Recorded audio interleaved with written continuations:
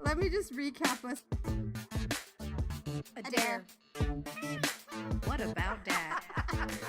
Okay. All right. What a... Jen.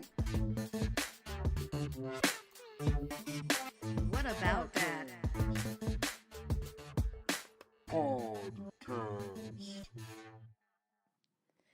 Hey guys, welcome back. How goes it? How goes it? How goes it? Jen, how does it go with you? It's going really great. There's a lot of really exciting developments happening very soon. We're getting ready to launch our website and a Patreon account. And if anyone's interested, we are currently looking for some interns to work with us. And interns, hashtag intern life. And I can just go on ahead and tell you that we are fun people to work with. Yeah, no, because we work with each other. We know we're amazing. Like, I don't know about... We're co-workers. It's great. Right now we're looking for some people who like to do some blog writing for the website. Also, we're looking for somebody to do some nice kind of intro stuff with our beginning of our show. You know, we just want to branch out and get more classy. So if you guys want to, get the chance to like work on something new and have a good time, make sure you guys email us at whataboutdat17@gmail.com. We'll put the info up here. You'll see it. There it is. Boop, boop, boop, boop, boop. Hit us up. It'll be great.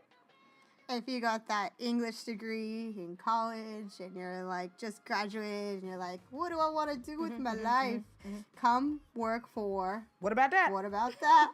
If you are that girl who was like, I wanted to be a dentist, but then I went into broadcasting, and now you work at Starbucks, girl, Come work for what about that? You know, if you're that... If you are that girl who is working as a dental assistant and has no skills or in receptionist, broadcasting, one of the two, yeah. but can write and maybe blogs at home on their own and just wants a chance, come work for... What about that? Yeah, see, the thing is, I can't wait till someone's like, this is not what I signed up for. And I'll be like... This is not what... You're like, we have booze? Does that count? No? Okay. On to our episode, so today... Guys, Jen, explain what's happening. Yes. Well, again, I just want to reiterate, this is not a recap. It is not a review. This is the... Salty Supergirl review. Yes, that's what this is. So we're not here to really be polite, but we're also here, not here. That was to the most really, polite way to say that. Truly offend anyone. But anyways, to get started today, I would like to get into the what? Salty Supergirl review. All right. Yeah, it's time to get to the salt, people. The fun and games, they're over. The shenanigans have ended. Put your game face on, Adair. It's on. It's dead serious. She's squinting. Actually, right. I had my eyes fully open, but that's besides the point. All right. First topic. Sandberg. Guys, we're gonna to be dead serious. We're just gonna get straight into the bullshit because this was the hardest part of the entire episode for everybody. Let's be honest. Sanvers is why I started watching Supergirl and really, really enjoying it. Not that it's why I got into it, because I was watching it since season 1, but like I loved it season 1, and then when that happened, I felt so elated because as a person in my 30s who has had a long journey on the coming out train, it was nice to see somebody older doing that and figuring themselves out, and it was nice to see that kind of representation. So the ending of this relationship was both bullshit and at least they wrapped it up well. Do you want to start with your thoughts, or what do you want to do, Jen? I'll start. Okay. All right. I'll pick up at bullshit. Yes. All right. I want to congratulate the CW. What? Right. Nobody does that, but I am, because here's the thing. Last year, around this time, they were killing off Lexa because they had to get rid of a LGBT. I'm sorry. All of the letters. They had to get rid of an LGBT Q character. And they did so by having them die with a bullet in the stomach. And it really upset a lot of people in the fandom. And since then, there was this giant movement that was aimed at the CW, the Lexa Deserves a Better movement. And it really brought to the front of our cultural, our social media, our cultural Awareness. If you consciousness. This larger idea that a lot of these characters who happen to fit into this small group of people who are underrepresented, a lot of them were ending up dead. Quite a few, a lot of them were. And so when this show announced Sandverse, it really had a lot to prove because it was coming from the network that had created this stigma and had created this chasm and where the movement had first grown from. This trope. So the fact that we have Sandverse and the character of Maggie departing the show and them looking and finding some other reason for her to leave as a character and not just going straight to the death bullet in the stomach or the suicide or the hanging or the get ran over by car or just the violent death of the character was a subtle change. And I want to say that this community of CW watchers, viewers, audience, they made that happen. And they held the network accountable. So I'm not happy with Sanders leaving. I'm so sad about it. But I'm very proud of what people were able to do to make the CW aware of what they were doing. So congratulations, because it was somewhat of a victory, a subtle victory. Okay, so there's something that I've been seeing with a lot of reaction people and podcasters and just the commentary all around. We do have to realize in the industry, guys, yes, there are writers. We bitch and complain that we hate the writers because we do. We genuinely do. But there's also a side of the producers. There's a side of the actual channel, the actual hires up, the presidents.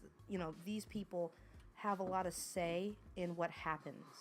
And sometimes the writers want to write something else, but they're not allowed to. So I do have to take a moment to say, not all writers have all the power. They wish they had all the power, and they wish they had all the budget, but sometimes it's just not a thing. So there are moments when I can genuinely say the writers, completely goofed up with lack of imagination or lack of understanding of a community that they may not be in. But then sometimes we do have to really blame the channels and the higher-ups that are working there, okay?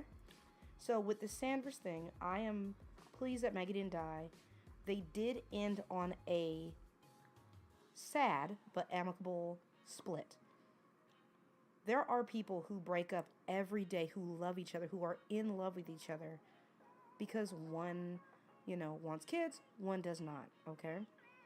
There are people who break up who love each other, because, it's like, I want to live here for the rest of my life. Well, we need to go.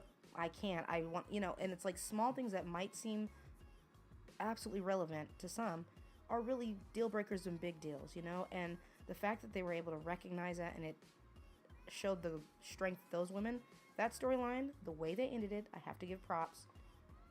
It could have been worse. I'm mad that it had to happen, 100% salty about that, but at least it wasn't terrible. Also, that whole dancing scene and kind of like post or pre-post breakup sex and kind of just reconnecting one more time, that goodbye was really important because we don't see that often on TV. Gay, straight, doesn't matter. It's very rare that you see two people who love each other consciously coming to an end. Now, just letting you guys know, also for the fans that really took this hard, there are people who really, really took this relationship extremely serious. And I do know that the Trevor Project even had counselors and still do have counselors for people to talk to. And if you are really, really devastated about everything going on with Sandverse and you're conflicted in yourself and having issues, make sure you guys hit up the Trevor Project and the counselors there who are always open for LGBTQ youth and people who need to talk. Also, we're going to add a video at the end of this podcast. Some of you may have seen it floating around. We have the full interview with Kyler herself, kind of talking about the end of Sanverse for her and what she is hoping that us as fans could take away from this, because we know it's kind of a shitty situation. You know, Floriana didn't necessarily want to leave, but kind of had to, as an actor, make her money and make her livelihood, you know. And for that, we wish her the best of luck. But yeah, definitely check that out at the end of it. It's about 6 or 7 minutes, and it's really important to see. This was a really big deal. Yeah, it was huge. Going on to more of that, Sanverse, what does it mean for the series? What do you think it means for the series, Jen? I think there is going to be a giant gap, because I truly believe, and I've been thinking about this on the way home. I was thinking about this, that Alex Danvers is the, pardon the phrase, but the adult in the room for a lot of the scenes, and she's kind of like the emotional anchor of the show, which is interesting because you would think that would come from the main character, but it actually has always come from her. Yeah. So I think what that means for the series is really you have an unhinged now Alex. Not unhinged. I don't think she's going to go dark. I don't think she's going to act like Kara, because Kara's choices came from this place of immature first love, whereas I think Alex's choices came from like wanting better for her life. True love, you know, and a deeper, more mature adult love. And you're going to see a different fallout from that. And so I think for her, it's about who she reconnects with.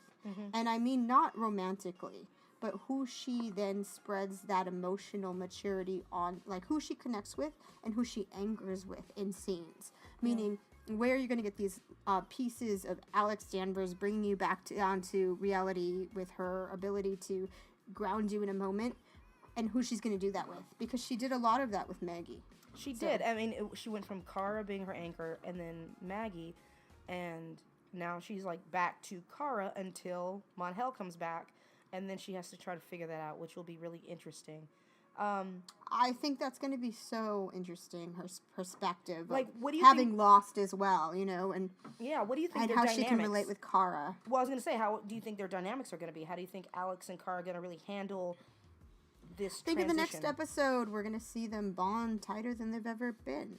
I'm actually, I mean, okay, guys, so we haven't really been watching the episodes, but we've been taking bits and pieces and kind of getting a lot of context and things like that. This last episode, I fully watched because I knew it was going to be big, and I wanted to make sure that we were kind of talking about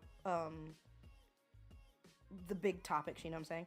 I think the whole idea of, like, she said, let's go home. I think that's going to be great to see them together in the next episode. Like, I totally see that. You said you don't see Alex going dark, right? I don't see her going dark. I think that they've toyed with this concept of an alcoholic Alex, but I don't see that playing out at this moment. Yeah. Does it need to exist? You know, do we need to see that? It doesn't. Because yeah, exactly. Because I feel like then the show would be such a downer, because Kara's already filling that hole. So to see Alex go dark would just be like, oh. Well, also, like, having her be an alcoholic for this reason would kind of make it look like she was believing that she was wrong, and that, like, she needs to numb the pain of, like, I chose children over true love. Like, no. Yeah. You know, for those of us who aren't parents, but I ask my mom all the time, she goes, as much as a pain of the ass you guys are, you are the loves of my lives. You know what I'm saying? Like, and so I'm like, I don't particularly want kids, but I also understand that whoever I love is probably not going to be as powerful as if I had a child. Like, I get it. There's a hierarchy, you know what I'm saying? So, like, I'm okay with understanding that. And I don't think she's going to choose alcoholism to numb that pain. I had a thought about Maggie, but... I just think that I'm going to miss Maggie when it comes to... What I'm going to miss most about Maggie, just to speak to that for a second, is I'm going to miss the team-ups she had with Alex. I love the fighting and the team-up with Alex. That was just a good team. And I will miss it till the end of the show. You know it's going to be a bummer, and you know it's going to happen because foot and mouth syndrome Mr. Man's been in outer space, he's gonna come back into town and be like, where's Maggie? Where's Alex? What happened? Blah, inform me. And it's gonna be like, cricket, cricket, thanks for making it awkward again. And so I'm like, that's gonna be a pain in my ass. But like, this is gonna be a really interesting kind of shift, I think, for both Kara and Alex. We have to rely, once again, like season 1, on the Danvers sisters. We just have to. Let's keep it moving, and let's talk about our new lady, who we all love after, and that is Samantha. Yeah, yes. Let's talk about her for. Hashtag Rain. I put Rain. I don't even call her Samantha. She's just Rain already.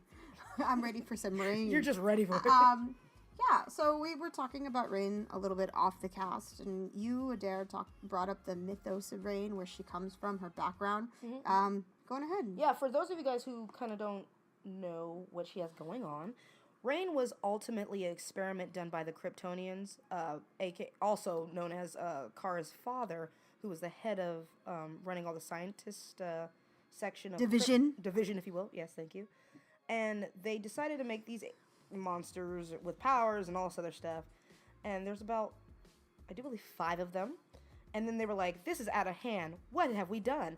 And they try to imprison and kick them out and all this other stuff. Very much like the Titans of Greece. That's what it reminds me of when I hear the story. And they go off in space and they're like trying to find answers. Now, Rain is super powerful. She is Kryptonian by blood. And she is trying to figure out her life in the comic books. Where does she come from? She goes after being in space back to Krypton, but it's gone, clearly blown up. So she goes to Earth because that's the other place she knew to go, where she meets Supergirl. They fight. The thing is, Rain can kick Supergirl's ass. She is stronger than Supergirl.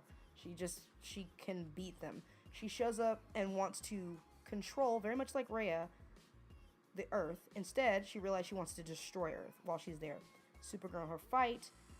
Things happen. She has her posse come out. The other 4, they're called World Killers because they be killing everybody, blowing up stuff. They give no Fs, you know? So all of them show up except for, I do believe, so 4 of them show up out of the 5. Supergirl fights them, and she's able to get the upper hand on one of them, which injures another one. And Rain is impressed by the fact that she can fight and all sorts of stuff, takes her posse, and they leave. Rain has not been back since. She is deformed. She has all kinds of issues going on. And she's full-on just, like, evil. Like, she's just evil for evil's sake because she's a monster, and she's really just trying to figure out her origins. Now, the reason why that's significant is because it was in a comic book a long time ago. It was only one type of story arc, and no one's really adapted the story of Rain since. So the CW now has kind of a free license to do whatever they want, which they already have started. Rain looks human. She has a daughter. She's kind. She got shot out of a pod with people we don't know. So, like, there's already a complete difference from the comics. So that's exciting and a little terrifying because they have free range to not have to go back. You know, they don't have to make her a monster. This, for me, goes into a prediction of, I think that when she becomes Rain, it's a split personality kind of possession feeling, or she loses Ruby, which turns her to trigger her darkness. Kara's powers were triggered when she realized Alex was in danger of crashing out of the sky in a plane. Maybe this time, you know, Sam becomes Rain after losing Ruby for good. So who knows, but that is kind of the origin of her being a world killer and all the BS of what they're going to do for Rain. Anything you got Rain. there? Yeah, I think for me, where I am having a hard time with Rain is the inconsistency, because Lena in season 2 established that she didn't have any friends and that she, you know, wanted a fresh start and she didn't know anybody. And she's always talking about how she doesn't have any friends.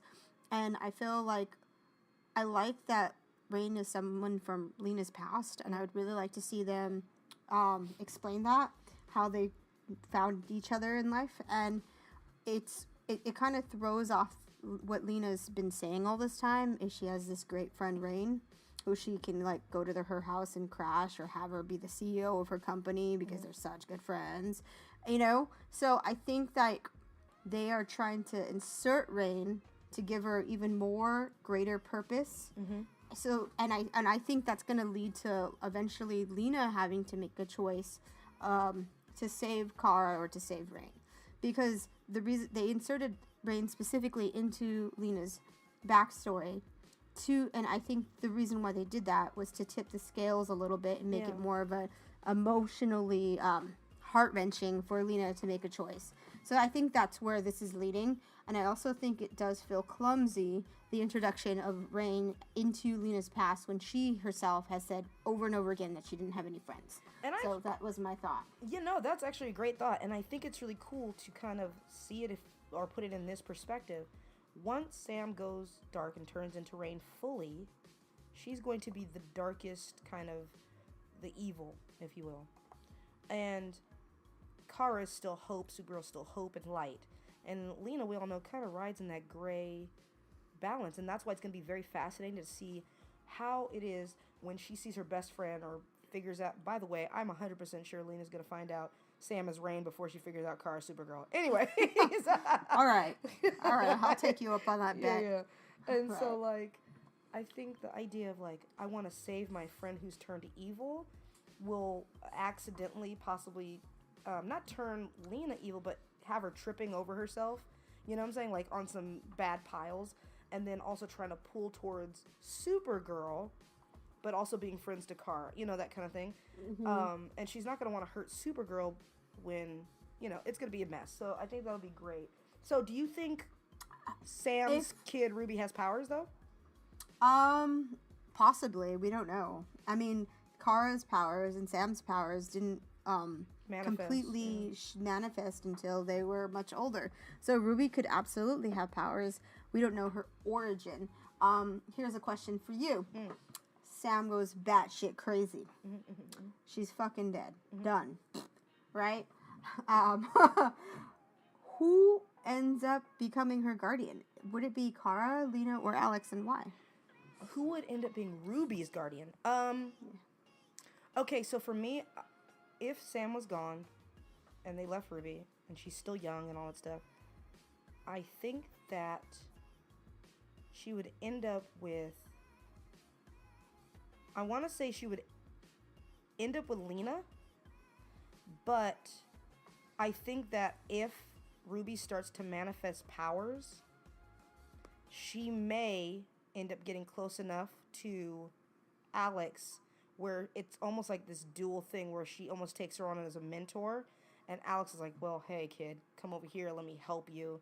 So I feel like because Lena has the money and she's around, Alex could get shot anytime, you know, and get, you know, it's dangerous. So who knows? What do you guys think? Because that one's a little bit difficult. Right. I'm going to ask the audience that as well. What do you guys think? Who gets Ruby if Rain goes down? No. All right. Ready to move on? Oh, yeah. You know, we're just moving and grooving. Wait, moving and grooving. Oh, we have our a little segment that we are going to try if it works out. Called The Win of the Week. Eek. Pretty much. It gets stupider and stupider every season. Every episode, every season, it just gets so stupid. The win of the week is when Win himself does something absolutely miraculous with his brain and technology that he pulls out of his ass that makes absolutely no sense. Could you imagine this guy if he was a Kryptonian? Like, I mean, there'd be no stopping him. There would actually be no stopping him.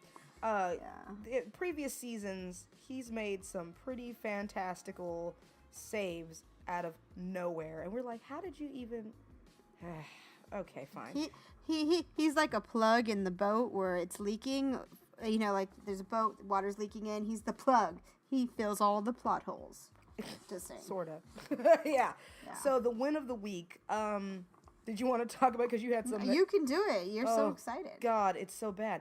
Win creates a water sampling device out of his anus. Like, the thing is, he just kind of just picks it up. It's the butt plug from his anus. He's just the butt plug from the pool from his anus. Yeah, the thing is, That's the first one. It's like, where did he get this water device? When he's like, yo, and they thought it would be stupid for me to have it. Who thought it was stupid? When did you have it?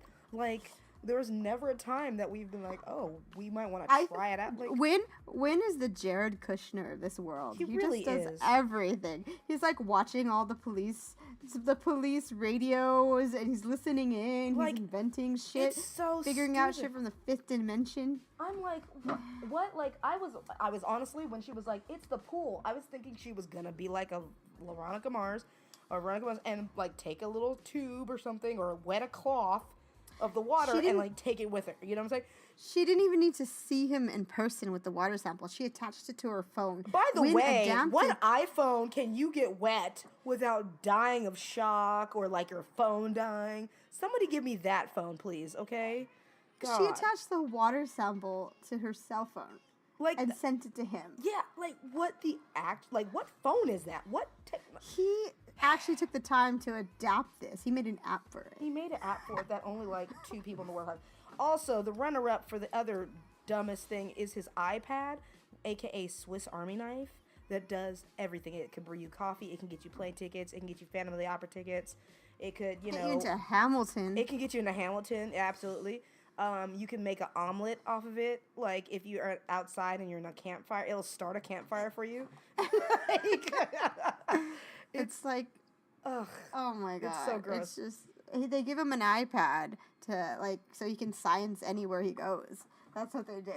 I thought for me the most hilarious winning of the week, which comes in third place, was just the fact that he could, upon receiving the water sample, it shows up, and at first glance, he knows exactly what the chemical compound that's poisoning children is. At first glance, personally, I would need to pull out the dictionary. I would need to wiki how that. I would need to look up on my phone. I would need a chemical, like, a periodic chart. table. Yeah, get something anything, going on. Something. You know, I would need to, like, I need a second to figure that out. Just a minute. But Win is just like, and his specialty, what is it? It's not. I don't know. Well, I mean, because I know he's a genius, and his dad was a genius. But, like, I get genius, fine. But even geniuses have specialties, like... Specialties, yeah. Like, I thought he was a tech guy. I thought he just did tech shit. I mean... But this guy is just, like, all over the place. He's doing tech stuff, but also, like, biochemistry, physicist, like, rocket science. Like, I don't understand. But all in the comfort of his iPad mini. And I just don't... Right, it's all in his Power iPad Pro. Wild. I mean, Windows is just not that good, guys. No. Okay, so that's the wins, really, of the week. Let's talk about Lena a lot, because there's a lot to talk. Yeah, she was the bae of this last episode. She's, well, the bae of the whole series, but that's besides the point. Okay, I want to start with this one because I didn't write it down, but I just, Okay, well, let's start with shallow. Let's be shallow as fuck. I'm down for it. Lena is usually pretty freaking Irish, and when she tries to do an American voice, she sounds Australian. It's hilarious, yeah. Just gonna say it. I don't hate it though. I can understand her, but I would say in this last episode, they gave her Katie McGrath. They gave her just a little too much dialogue. Usually she's like, actually, or she's like, Kara, or she's like, I'm a Luther. You know, those are the 3 things she has to say. You know, she says actually quite a bit, and she's terrible at saying that. But in this episode, they give her a little too much dialogue, and it just all sounded Irish. And I was like, once they were like, act drunk, she's like, okay, I'll slur my words, a.k.a. No. I'm going to sound like myself. It started when she was yelling at Morgan Edge in the children's hospital. I couldn't understand what that woman was saying. It was, like, so Irish. It was just like, I need to turn the subtitles on. I kind of wish that they would have just, because of her accent, made Lena, like, have an accent, and they'd be like, why do you have an accent? And they could have, like, literally just, like, discussed, like, wrote it away. Be like, oh, well, she spent so many years at boarding school, and I just kind of picked it up.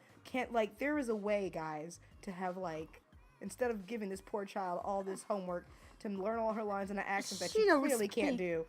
It's American is a hard one to say. Well, it's kind of like asking Jackie Chan to, like, lose his accent, and that man is, like, 60-something, and he sounds like he's just now getting his English down. You know what I'm saying? No, just don't. We like what you say. We like you. We like her. We like her. It's precious. We like, yeah. The continuity. You wanted to mention that. Oh yeah. Okay, it's getting to be a problem. Okay, this is my major problem. The hole in the elevator, the time lapse. They had the scene in this last episode where all the ladies were getting drunk and they were talking about their recent hookups or whatever, right? And then Kara's like hears an emergency and then she has to piece out of the situation, and she just is like, I gotta get ice, right? And then she goes to this whole crime scene, saves some people. The building's on fire. She stays after, files a police report. Maggie shows up. Maggie had to go home. Maggie had to change. Maggie had to put on her jacket, clock in. And I just think of the crickets in the room because there is no connection. You can finish it if you want for me. I set it up real good. You did. I'm just saying that cricket of just Alex and Lena just in and Sam just there like. So where'd Kara go to get the ice? Well, you don't have ice trays, or where's the liquor store? We don't have ice trays. Oh, the liquor store. I mean, she must have run out of gas, or like just the excuses Alex is probably thinking. She went to the liquor store further away. The one There's that only sells one that ice. doesn't have rats in it, so she likes to go to that one. She's very particular about the liquor store she goes to. Here, let me text her to see how far she is. Like, you know what I'm saying? Like, how awkward is that? You know what I'm saying? The awkward convo, why Kara has to keep, like, piecing out and leaving people. It's like, when you have a scene where you know Kara's been away from the apartment for so long that it's just unexplainable also, and weird. What makes me laugh is, I mean, like I said, I'll totally bet that Samantha already knows that Kara's Supergirl because that's how this universe is working. So it'll be like Alex knowing where she went, probably Sam knowing where she went, and poor Lena's like, where'd she go? Like, everybody's in the room. Everybody knows except for Lena. She's poor Lena. She's just, I'm so sorry. Yeah. She can't, she's not, okay. Poor Lena. Can we, okay, guys, let's get serious for a minute. Can we talk about the gayness of that alcoholic scene? Like, what the actual gayness? Like, what? Like, I can't. Okay, what to you in the scene where, okay, so Lena gets drunk, right? Because people keep trying to kill her, and she's like, I need a drink. Because I would too. I can't handle this. People are trying to kill me, like every other episode. I've literally been saved by a god maybe 3 or 4 times. Yeah. Kara. Just in her arms. Right, tucked nicely in her arms. It was warm. It was good flight.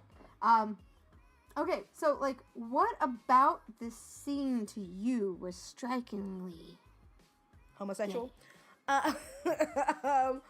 Okay, so to be honest, I think it's really just and we use this word, intimacy of Lena's vulnerability in that moment with Kara. They're both from backgrounds of, yes, they have, like, Kara had love from her step family, but she was very emotionally immature and didn't really understand what that meant. And, Lena got treated like crap.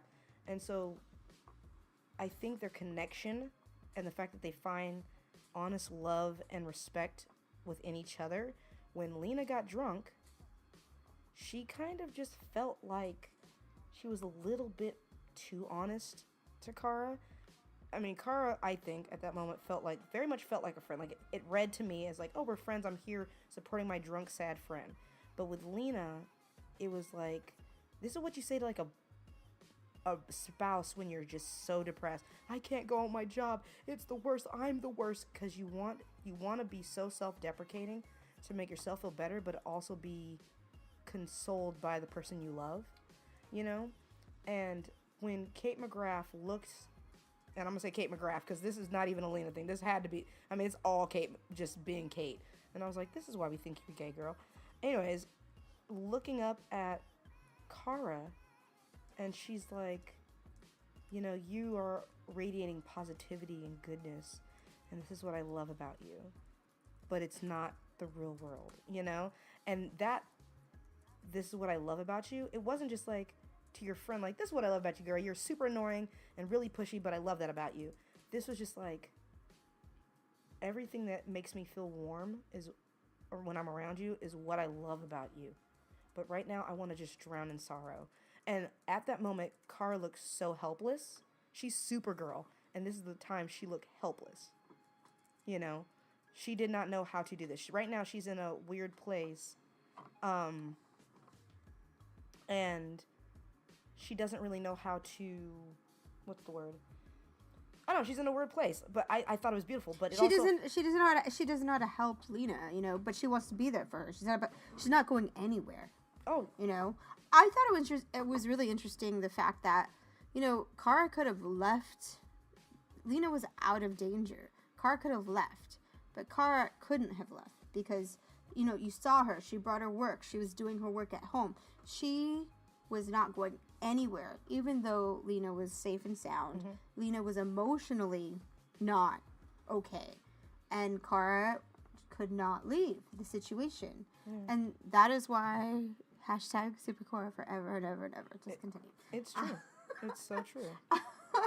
Yeah, and I mean, like, I don't know. I guys, it's really just for me, it's that feeling, that look. I've been to some emotional stuff with friends, and I've been emotional stuff with, you know, a partner, and it just felt different, like, in this moment. She felt too vulnerable, and I love the line of, well, I mean, I told Jen off mic, you know, a drunk mind equals a sober heart, and I just felt at that moment, you can see the sadness that Lena had, but also the great love and respect she has for Kara, and almost how brokenhearted she was that it, to me, this is what it felt like. Lena doesn't think she's good enough for Kara. You know what I'm saying? It's not even a matter of Lena not thinking she's good enough for herself. She doesn't think she's good enough to be in Kara's life and to be around her and to accept that love. And that is actually a really deep theme that a lot of people deal with. They don't want to accept the love that they deserve because they think they're not good enough, whether it be friendship or platonic. And I think that's something that both Lena and Kara are learning. And the fact that they're learning it together and through each other does not help them not look gay. Well, you talked about, I know it doesn't help this situation really at all, but it totally makes the whole series better. It does. It really, really does, this dynamic. And you were talking about that a little bit earlier. You were talking about the parallels between these two characters and how their parallels exist mainly because of who they are. To me, they really, you know, they always bring Romeo and Juliet up in this series, but I truly believe, like, you have Montagues and Capulets, you have Luthers and Supers. I think that's like the bigger story. Yeah. Because they do have such huge family histories and such huge parallels. Like, Kara essentially had to give up Manel, and that was the person she cared for most. But if you think about it, Lena had to give up Kara when she got rid of Manel. And there's a parallel within a parallel that I really think that is so subtle, and I think that's what the audience is picking up on. Yeah. So, I mean, it's lovely. I have a question for you, and audience, also feel free to chime in. Do you think, because ultimately Kara had to let Manel go to save the world, to save National City, because it was invaded, and to send all of them away meant she had to lose Manel. Do you think that Kara, if for whatever the circumstances don't know what they are, if something happened and it was up to National City, like she had either save National City or save Lena, who do you think she would save? That's a good question. Because I think you go could ahead. answer it by just looking at Superman, just the general Superman mythos. You know, Clark Kent or Superman always makes the exception for Lois Lane.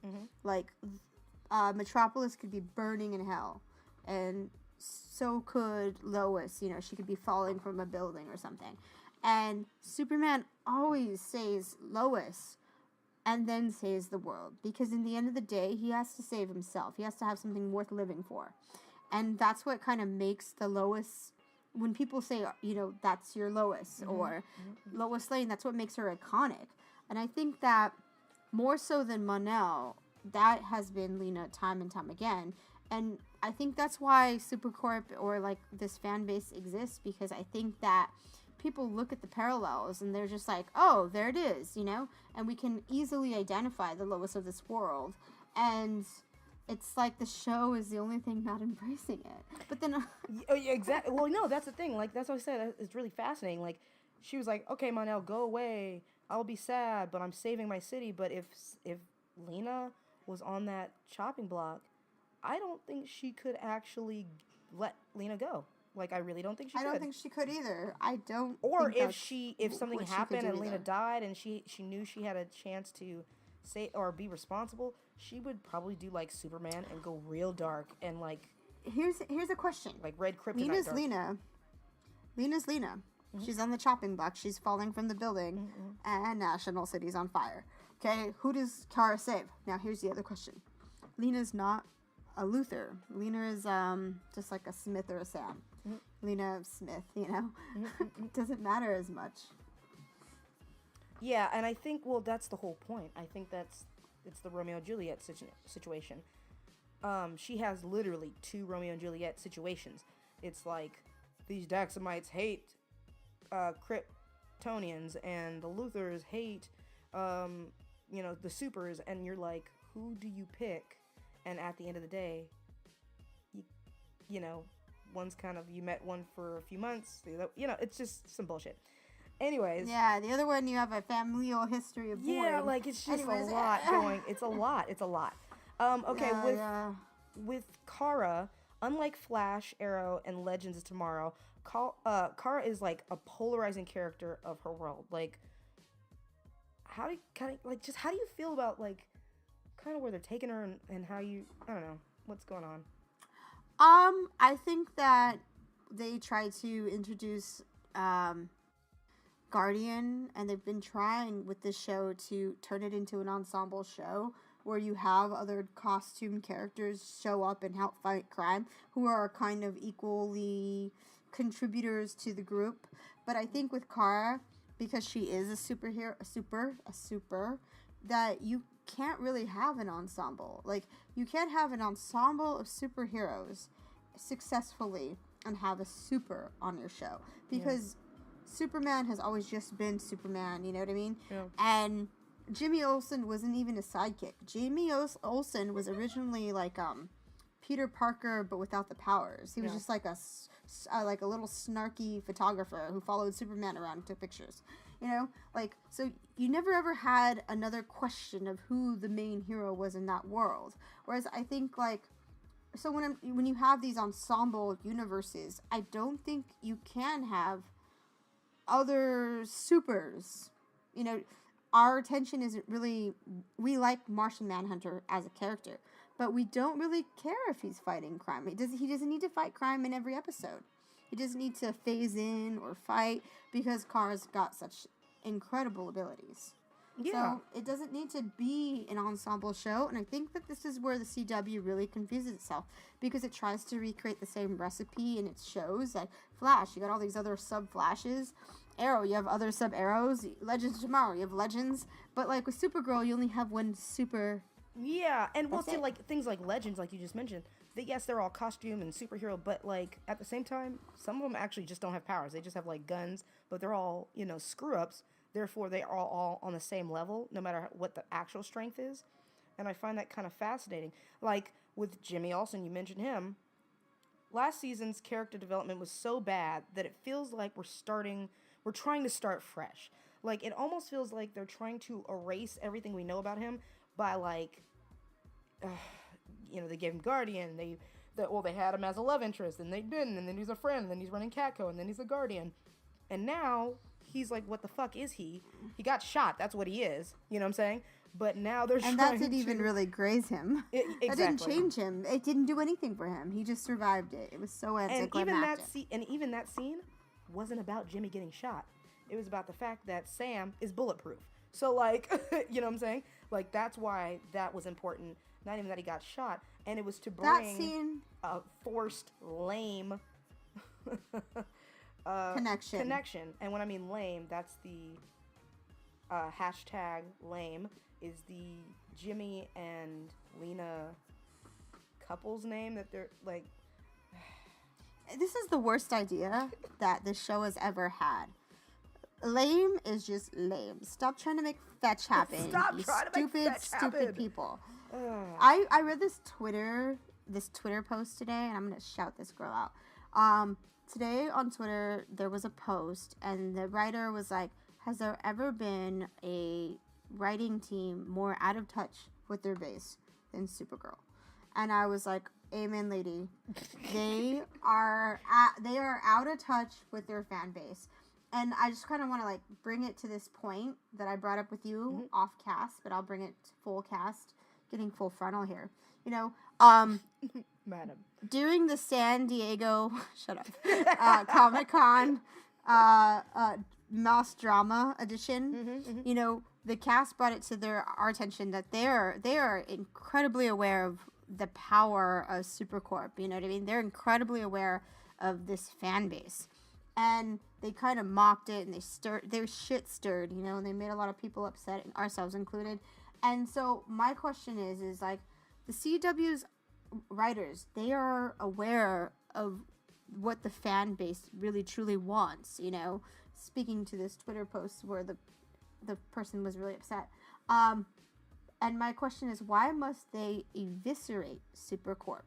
You know, not only are they aware of that exists, they are now actively seeking to hook up the Lena character with the James character, who is kind of like lost in translation, and they're friend zoning the Supercorp in the last episode by calling them sisters. They're doing everything in their power to deny that this thing is a thing. Yeah.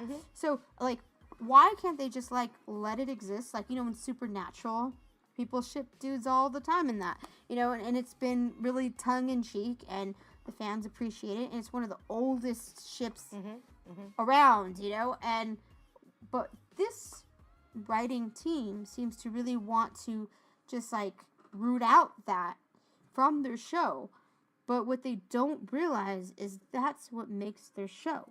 So, well, it's kind of like Xena or Grey's Anatomy in that writing of the balance that we kind of talked about, where you can play the subtext, or you can have a deep soulmate friendship like Christina, we were saying, and Gray and Meredith. And Meredith, yeah.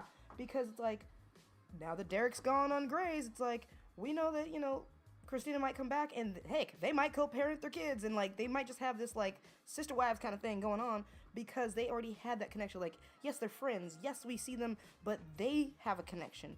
But, like, it's kind of subtle, but not, you know, but the fact that I'm not going to say it's the writers, because there are gay writers on their staff.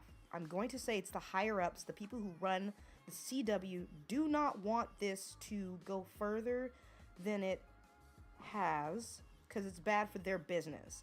And that's a bummer. That means they don't care about us. That means they're out of touch.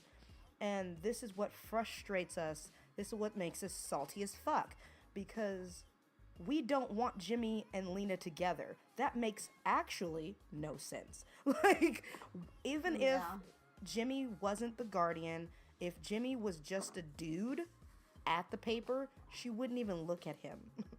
Like, do they have anything in common? Guys, personality-wise, so far, do Lena and Jimmy have anything in common? No. They don't, because Jimmy is basically a blank page whom they've never developed. Exactly. He's just a tool to insert into plot holes. He's 3 different characters, literally, from comic books being smashed together, and all of a sudden they're like, well, let's put our least favorite character with the hot girl, and it's only gonna piss us off, because we're like, are you fucking kidding me? Like, what? Like, that makes actually no, like, ugh. And this shouldn't take brain science. This shouldn't take any hard thought. This is on purpose, people. And so here's my thought, okay? I will always say this is why Jimmy and Lena do not work. Number 1, you had the line, you crossed the line, a room full of roses. The line this is the line you cannot walk back from. The moment that Kara said it in passing, it happened off screen. It became the most romantic gesture of the show. Why? Because the episode before, you had Mr. Spidlick scatter Kara's room full of roses. He filled it full of roses because he was trying to get Kara to marry him, right? So the next episode in Luther's, you have Lena doing the same thing. And it's just this really intimate as fuck episode with scenes that you just described in the drunk scene earlier. So you're never going to walk back from this line of roses and this woman erecting a statue of this other woman. That's just ridiculous. And you're never going to have a larger romantic gesture. Jimmy just doesn't have it in him to fill a room full of roses for anyone, let alone Lena. And you're not going to have that repeat gesture because that's between Kara and Lena. Done. The second thing is that you're never going to have a bigger betrayal than when Lena discovers that Kara is Supergirl. They built it up to this point. You're just never going to have that. So once Lena does date, if she does date the Guardian, and she finds out that the Guardian, probably before she finds out that Kara Supergirl is the Guardian, Truth. we are just not going to freaking care. Because that is not the most important storyline here. We are getting the storyline reiterated to us in the form of a much larger gravity attached to it. So knowing Lena, this whole relationship is kind of pointless. My thing is, if I can see this as a way to make checkmate happen, if Lena finds out about Guardian, she's like, I have the money to... She's like, she might be taken aback, but she's like, I like what you're doing. I'll give you money to get better gear and suits. And then that might get her into the whole checkmate thing.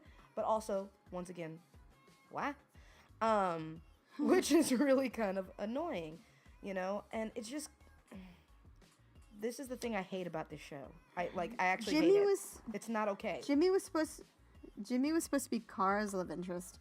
And that got pulled back the moment the show got sold over to the CW. And now they haven't known what to do with him in 2 seasons.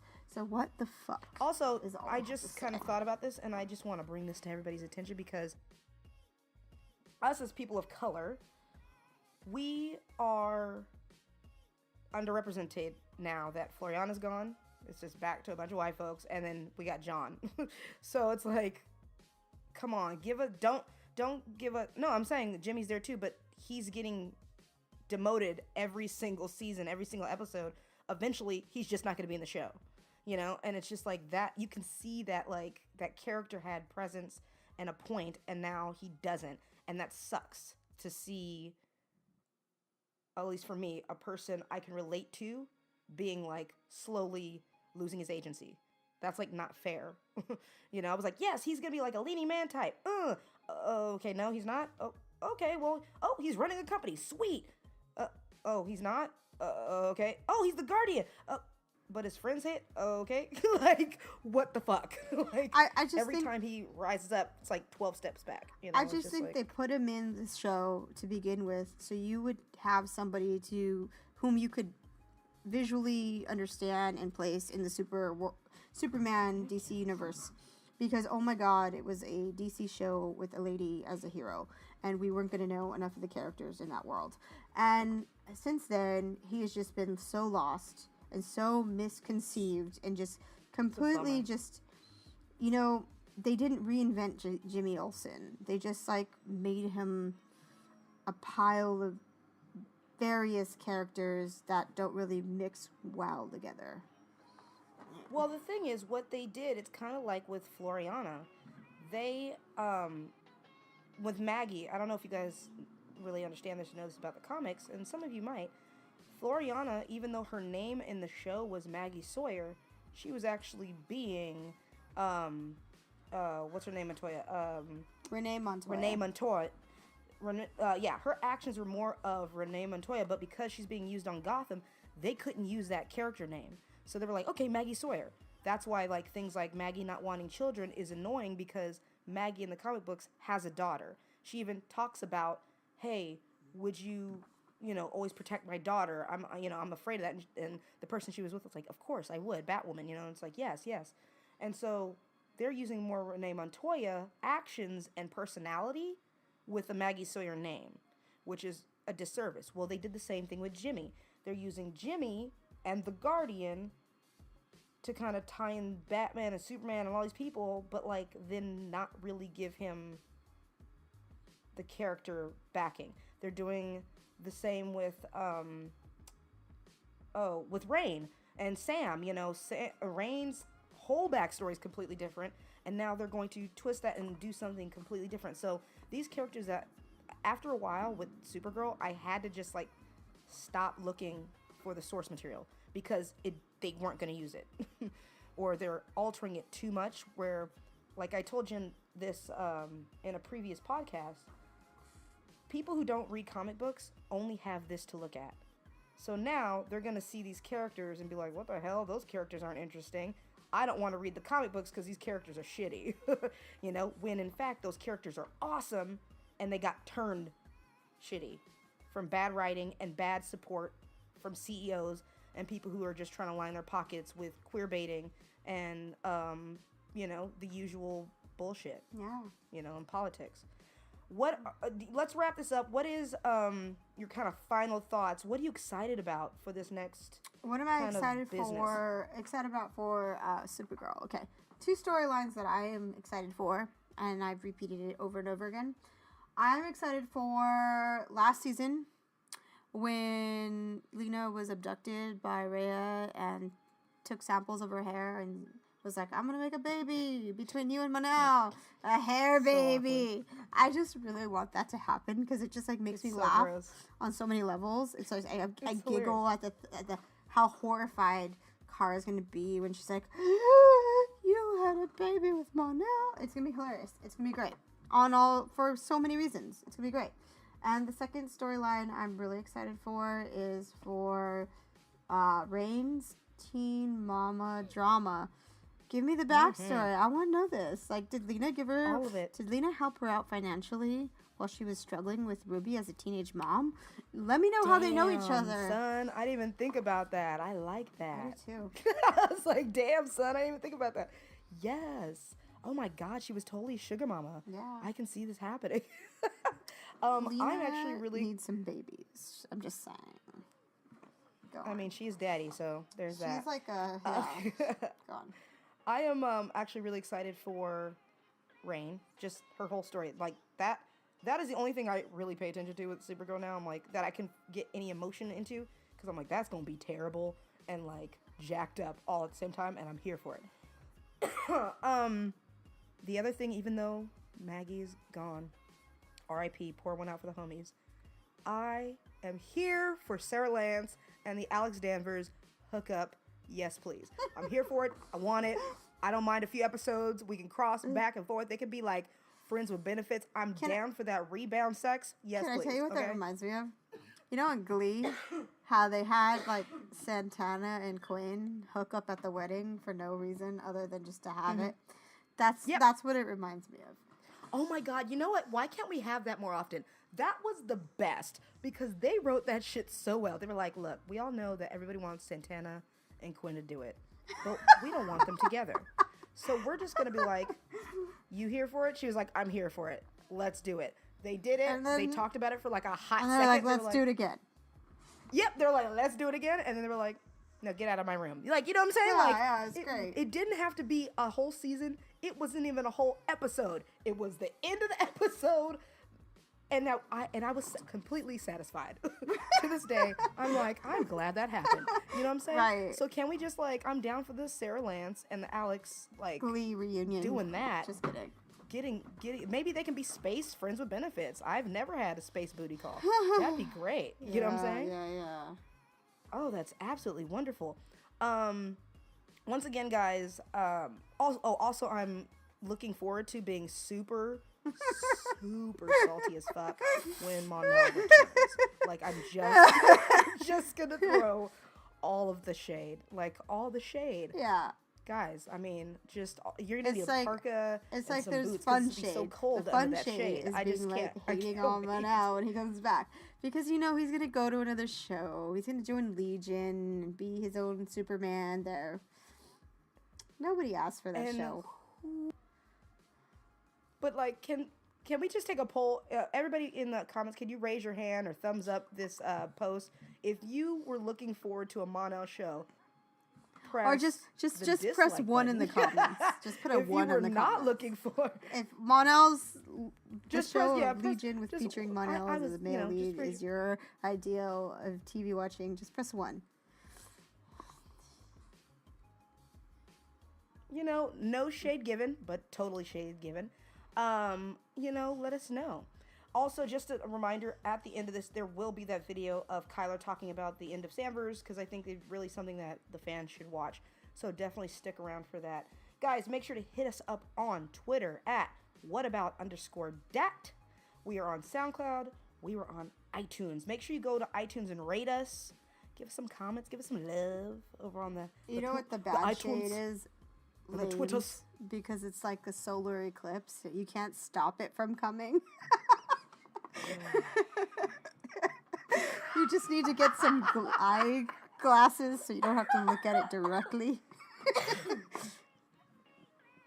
Yeah. You have to buy those special glasses from like 7-Eleven. You where, can't can look at it the sun, with your but you're also eyes. still It mad and burns you. fascinated. You're like, why is this happening?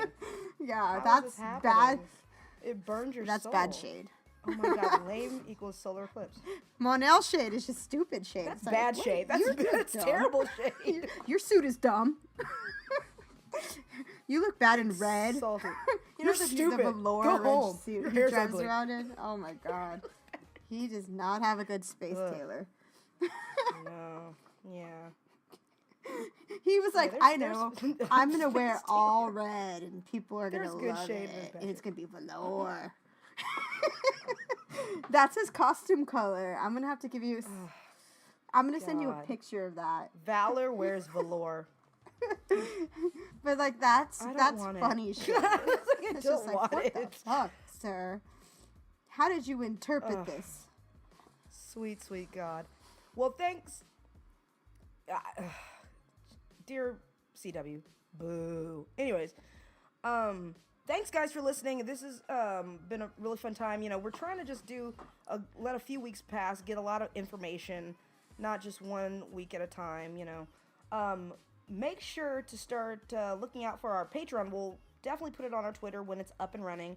If you, once again, want to intern and get some cool opportunities to do some cool stuff with us here at What About Dat, make sure you hit us up at whataboutdat17@gmail.com. Have a good night. We will see you guys again with more stuff. Please comment in the bottom all the questions and answers you have for us. Bye. Yeah, it's a heavy episode. I mean, there's no way around that. And just say what it is. It's like it is a breakup, and honestly, like in a lot of ways, it felt like a genuine breakup.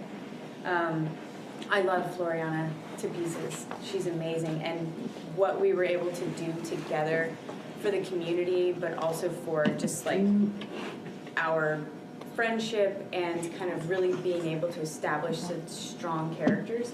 I mean, that goes beyond how many episodes we do together. You know what I mean? I'm incredibly grateful for that.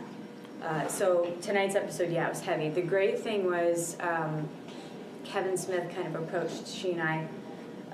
Initially, when we had the table read, we actually separated all of our stuff from the rest of the table read. So we didn't sit in that one. And so, because Kevin was really like to make sure that we do this really well. And so he took Flo and I aside, and we did the table read just with us and Andrew Kreisberg and Jessica Queller. And so it was we wanted to make sure that the words were right, but the intention was right, and the heart behind it was right.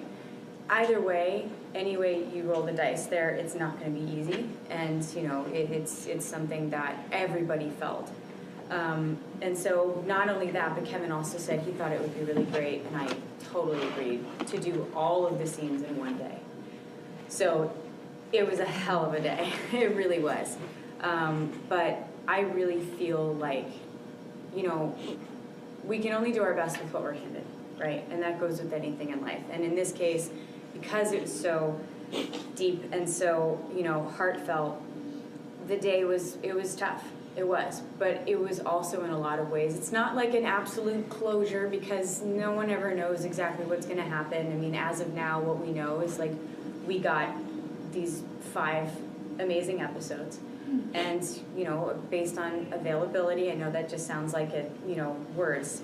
But really, I mean, it really does come down to that. It's like, if she can come back, I know we would all love to have that happen. So if she's available, that would be fantastic. I don't know what that would look like. I don't know how that would incorporate, but that's not my job. My job is to do the best with what has been handed to me.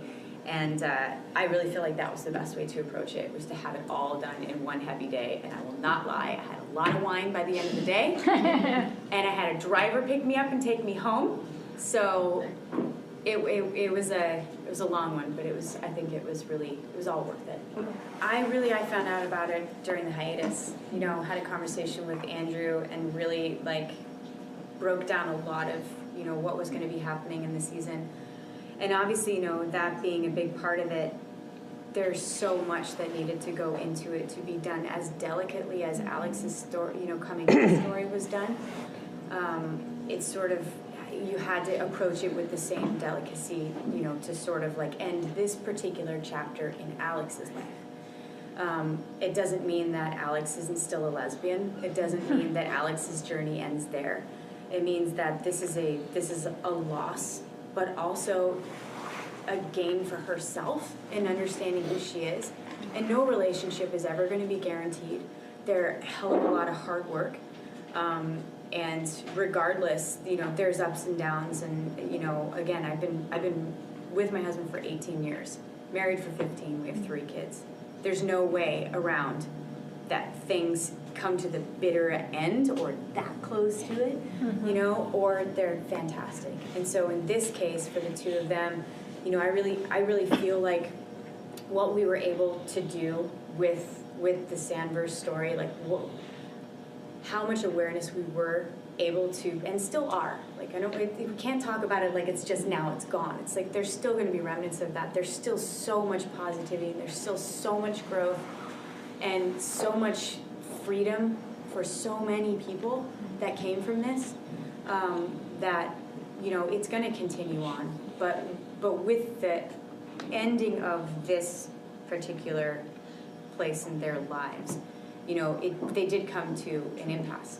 And there are certain things that, you know, you're either always going to want or you're never going to want. And in this case with kids, I mean, that's a pretty big deal. It's not getting a dog, it's not getting a pet, it's not, you know, fighting over what bird you want to have. It's like this is a life-changing thing one way or another. And when you have decisions like that, when you come across obstacles that are that big, you really have to choose what's going to be best for you individually. Alex would never wish anything but the absolute best for Maggie, and vice versa. And that's really where I think you kind of see what is most heartbreaking about, you know, the ending of their relationship is how much they love each other and how much they want the best for each other. So it's not like this, you have this screaming like you're throwing vases around the room. It's like you really see that, you know, the intention there is to allow them to be their best selves no matter what. And that's really, I feel like we did a really good job with that. And hopefully, I've been kind of sort of been avoiding social media today, only because, you know, I'm still trying to figure out how to really answer this for a lot of fans that I know personally and people that I've come across that might not totally understand it. And I want to make sure that people know that regardless, they're loved and that they matter, and that the story that they have to tell is just as important as the story that we told on the show, and that for them continues as well. Nothing ends tonight. And that's the biggest thing that I've been so worried about, is that I don't want people to think that this is the end of something really, really significant and important. It is really just the beginning in a lot of ways. And I hope people can really latch onto that and hang on to that. Almost like Alex, and in this situation, you can't ask people to sweep it under the rug, because what we did, I feel, maybe I'm biased, but what we did, I feel, was pretty groundbreaking. And to have such a strong relationship, I feel, portrayed as well as we did, I think we did a very great justice to that storyline and for the community. And the hope, honestly, is just that people can see what it was and celebrate that just as much as I do, and I know Flo does. and really be able to grow from here and just see what comes next for Alex. You know, that's my hope.